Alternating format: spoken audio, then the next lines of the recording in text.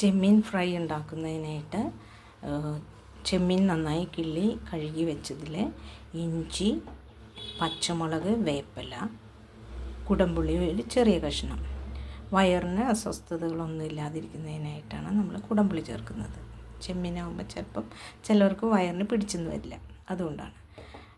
പിന്നെ നമ്മൾ ചേർത്തിരിക്കുന്നത് മുളക് പൊടി, മഞ്ഞൾപ്പൊടി, ഗരം മസാലപ്പൊടി, ഉപ്പ്, ഇതെല്ലാം കൂടി പുരട്ടി മിക്സ് ചെയ്ത് വെച്ചിരിക്കുന്നതാണിത്. ഇനി നമുക്കിതിനെ ചട്ടിയിലിട്ട് ഫ്രൈ ആക്കിയെടുക്കാം.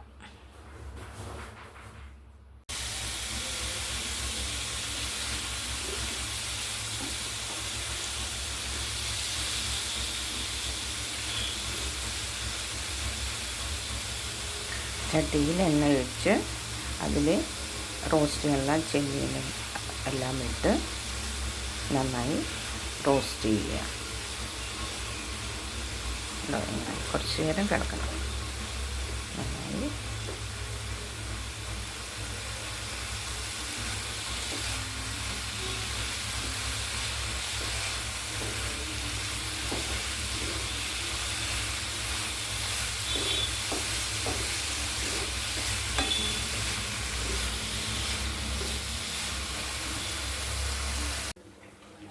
കണ്ടോ, ഇത്രയും ഡ്രൈ ആയി കിട്ടിയിട്ടുണ്ട്. ചെറിയ ഡ്രൈ മതിയെങ്കിൽ ഡ്രൈ ആക്കൽ നിർത്താം. അല്ല കുറേ കൂടി ഡ്രൈ ആവണമെങ്കിൽ കുറച്ച് നേരം കൂടി അടുപ്പത്ത് വെച്ച് ഇളക്കി കൊടുത്ത് നമുക്ക് എടുക്കാം. ഇത്രയും ഡ്രൈ ആയിട്ടുണ്ട്.